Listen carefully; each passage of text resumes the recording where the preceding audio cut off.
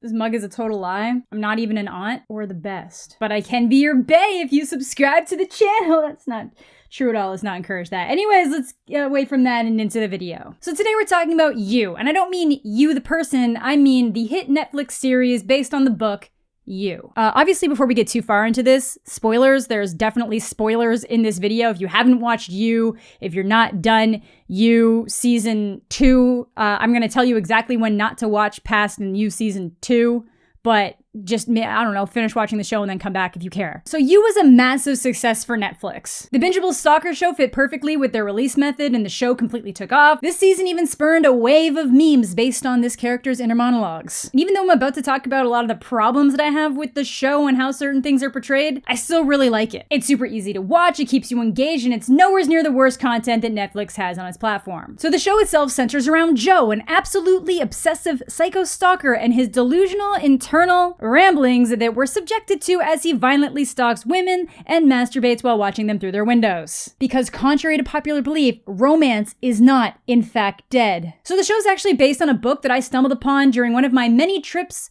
to the bookstore, because I'm cultured like that, and I thought it seemed pretty interesting. A story in the perspective of a stalker endorsed by Stephen King? Neato! And honestly, it was pretty good. For the most part, I thought I did a great job kind of exemplifying how delusional Joe is, and calling out how traditionally a lot of his behavior is super romanticized in other media, and how on a significantly lower scale, a lot of us might relate to some of the stuff he does. Not all of it. He's basically all of these bad habits put into one person and then blown up. So yeah, that was the book, and then when the show hit Netflix, I obviously watched it. And honestly, like I mentioned before, I really liked it, but I did find a lot of issues with it. Issues that weren't really present in the book, but very present in the show. Now, obviously, some of this just comes down to the fact that, like, you have to adapt things in a different way so that they work for television. But a lot of these changes are things that didn't need to be done, and we'll get into some of those. So what the show, and I would say more so the book, are trying to achieve with Joe is kind of to make him like the dark reality of what a lot of rom-coms and romance films and romance novels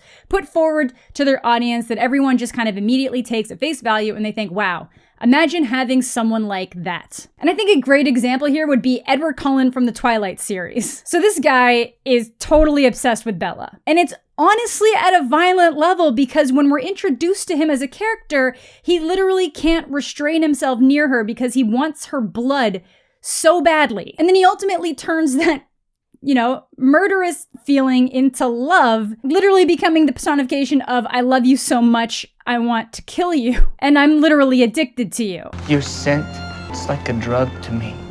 You're like my own personal brand of heroin. Why did you hate me so much when we met? I did.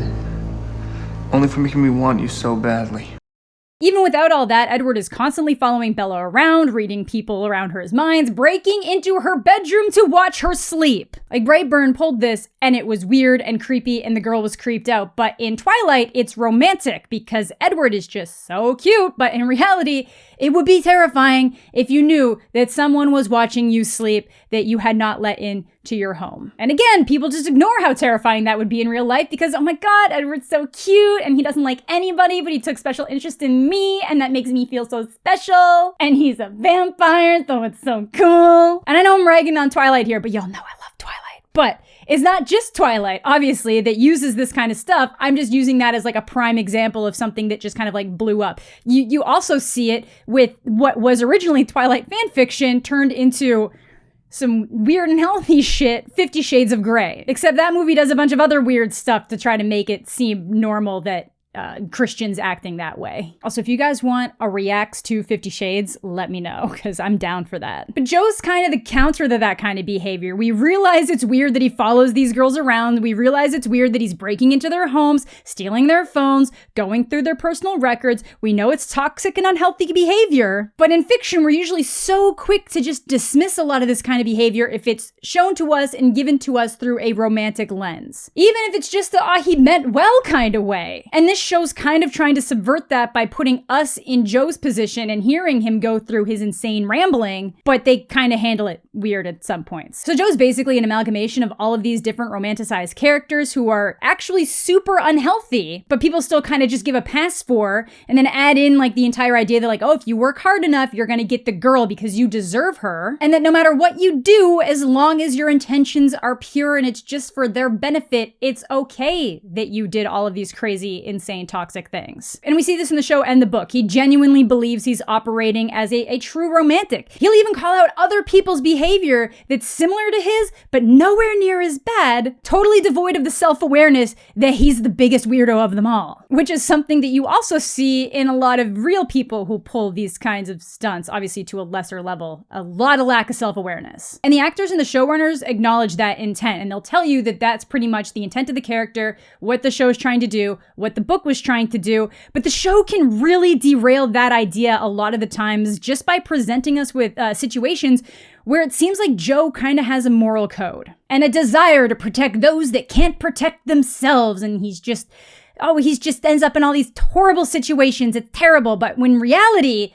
everyone needs to be protected from him. Like, this isn't supposed to be Dexter, where a serial killer is guided and curated into only killing other killers, therefore becoming an anti-hero that we can root for while still acknowledging that his behavior's not good. Joe is the bad guy that Dexter's waiting for. Now, obviously, like I mentioned earlier, everybody can be guilty of little things. People can get obsessed with girls and guys that they see walking by them in school or at the mall or at work or anything like that. Even if you don't really know who they are and you start making these like what if scenarios, like what if you said hi to them? What if you guys went out and got coffee? What if? Maybe you find their Facebook, maybe you find their Instagram. Maybe you do go try to talk to them to figure out if you guys have anything in common. And obviously there's a lot of people in relationships that go through their significant other's phones because they don't trust them or they have their own insecurities. And I like to think that these are a lot of like unhealthy behaviors that the older you get, you just kind of start growing out of, or you get more secure in yourself, so you're more secure in your relationships. But these are all things that people can be guilty of at lower levels that Joe reflects, personifies, and enhances. And even when they get so much of that right, they have these slip-ups that just make him likable. And again, I get that he has to be likable to a degree, but not in the way that they're trying to do it. Because on top of all the crazy stalker stuff and the stealing the phones and the breaking into houses, which I'm gonna call the low-tier Joe behavior, he also murders people. And while some of them might be dickheads, they certainly don't deserve to die. And now before anybody says, oh, well, Benji killed someone too, so it wasn't really that bad, he just took out another killer. First of all, no, that doesn't make it okay, because he didn't kill Benji because Benji had killed somebody else. He killed Benji because he didn't know what to do with Benji. And then secondly, that is something that the show added. In the books, Benji didn't kill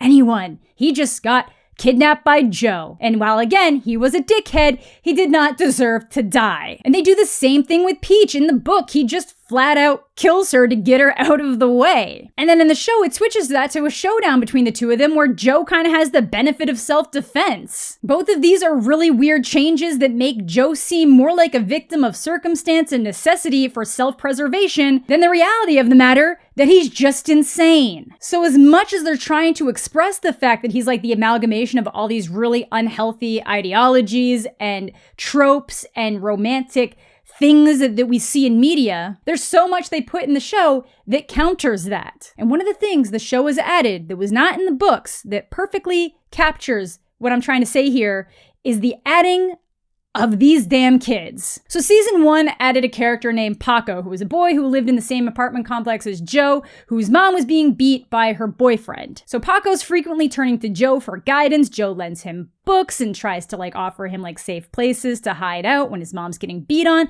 And the boyfriend gets super pissed at Joe anytime he gets involved. And obviously this is a macho thing where this is an abusive dickhead that obviously we don't like either. But one of his main issues with Joe is that he can tell he's a weirdo. And maybe it's just because he's around and it's a macho thing. But there's a really good chance that he can just tell that Joe is a fucking creep. Because he is. Joe is 100% a dangerous weirdo. It's one one violent asshole can sense out the other violent asshole. Joe's not somebody that we should be sympathizing with or rooting for, but here we are. And I get that they add characters like this to just kind of flesh out Joe's life to make it seem more complex, but that was kind of one of the central points of the book and the idea of Joe as a whole. He makes these women he's obsessed with his life, and they become his only focus. Again, I'll link back to Edward, who literally makes his life about Bella, even says that out loud to her. Bella, you are my life now. Which is just super unhealthy behavior, but again, just really encapsulates how teenagers talk to each other. But either way, this is supposed to be the reality of that kind of behavior put into a person. He doesn't have time to help the neighbor boy whose mom's being beat on. He doesn't give a shit. He has a girl to stalk and manipulate into loving him. And the book does a really good job showing how these obsessions take over literally everything in his life. It hits a moment where it actually acknowledges how astronomically dirty his apartment is when Beck comes by, and it's not something that's ever been mentioned before, and suddenly it's just, he's pointing out everything, and it's the most disgusting description because he's literally let everything else in his life fall apart to just keep pursuing his obsession with Beck, to follow Beck around, to make sure he knows what she's doing every minute of the day if he's not with her. And this all makes sense because, again, he's not well. Dude kept a used tampon in a box. Do you really think he's gonna take the time to care about the kid down the hall? And adding in a character like this for Joe to protect blurs that line with the viewer, giving Joe something resembling a moral code, which lets people think he might not actually be as bad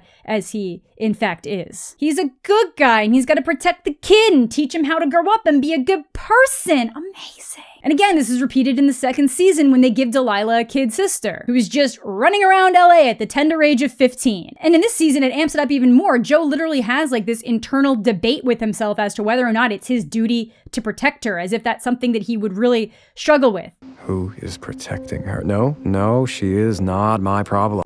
No. He's an obsessive, violent stalker. He don't give a shit. You're not the dark hero. You and the guy from that Secret Obsession movie would probably get along really well. And I can't tell if this self-awareness of him trying to be better in the second season makes things better or worse. I really think he's supposed to maintain this total delusion that he's just the victim of circumstance. And if people just behaved the way he expected them to, bad things wouldn't have to happen to them at his hands. So I feel like season 2 really deviates away from what the showrunners said they were trying to accomplish with this character on a few different levels, some that I've mentioned. For one, they give him an even more layered, troubled upbringing. In addition to the daddy issues we already knew about, they give him some mommy issues now too. He has someone contained for ages in his cage and then lets him go, and the guy's just like, oh yeah, no hard feeling, man. I'm sure you're a great guy. I'm just gonna go keep living my life, and like, we can be pals now. Like, no, if you didn't want to have the guy go to the cops, that's one thing, but have him be buddy-buddy and offer up advice later on? Stockholm Syndrome much?